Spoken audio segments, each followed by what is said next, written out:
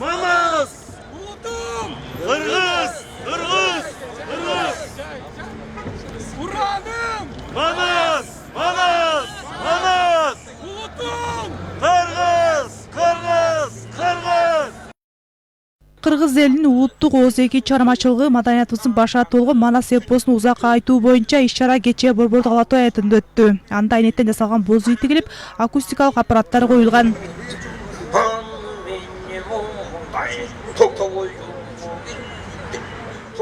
Бүгүн тарыхтарды дүңгүрөтчү жакшы күн болуп атат.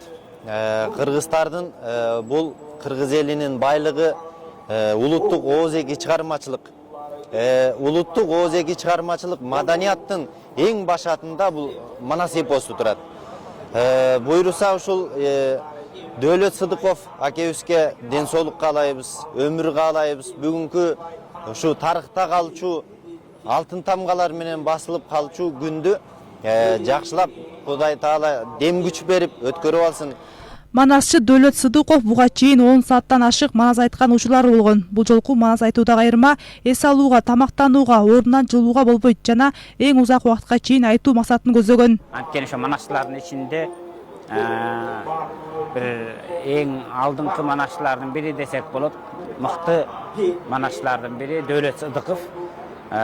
Ушул Гиннестин рекорддор китебине кирүү үчүн атайын манастын узак убакытка айтылардыгын далилдеп, эң узак убакытка манас айтуу иш-чарасы болуп атат. Ала Тоо аянтында биз Дөөлөткө ишенебиз, Дөөлөттү колдоп, чын дилден жакшы тилек менен ошол биз өзүбүздүн дагы алуу тилектерибизди айтып, колдоо көрсөтөлү деп келип отурабыз.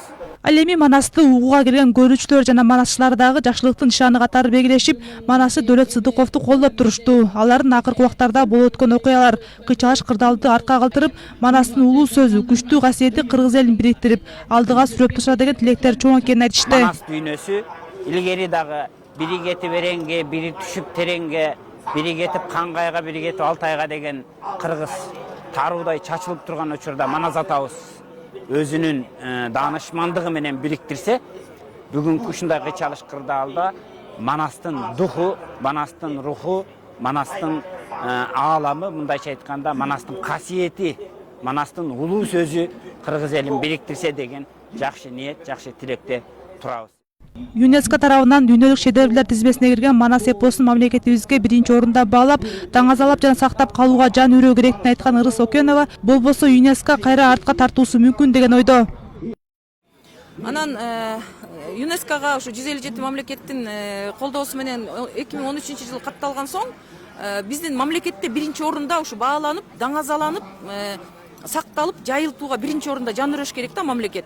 Болбосо ушу ЮНЕСКО кайра артка тартышы мүмкүн деген дагы бир имиштерди уктук да. Анан ушул Манасты биз даңазалашыбыз керек деп өзүнүн жашоосундагы башкы миссиясы Манас эпосун даңазалоо болгондуктан ушул Манас айтып элди багы элге жайылтып, ушул нерсени башкы миссия катары көргөндүктөн ушул дүйнөгө кыргызды жакшы аты менен таанытайын деди да. Айта кетсек, Дөөлөт Сыдыков бир топ сынактардын жеңүүчүсү. Алсак башканы коюп Манас айт сынагында биринчи орунду, Куйручуктун 200 жылдык маарекесинде баш байгени, Манас күнү биринчи орунду ээлеген жана Уфа шаарында өткөн бүткүл Россиялык айтуучулар сынагында биринчи орунду алган.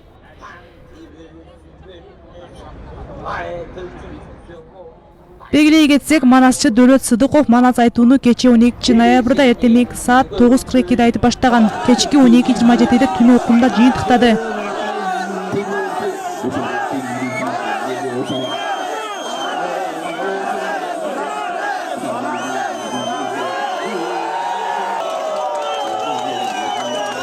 Дагы белгилей кетчү жагдай Борбордук Ала Тоо аянтында Манастын эстелигинин жанына бийиктиги 5 метр айнеттен жасалган боз үй тигилген. Манасчы Сыдыков ошол үйдүн ичинде отуруп токтобой, эс албай, тамактанбай, суу ичпей 14 саат 27 мүнөт бою дастанды ошол жерге чогулгандарга тартуулады.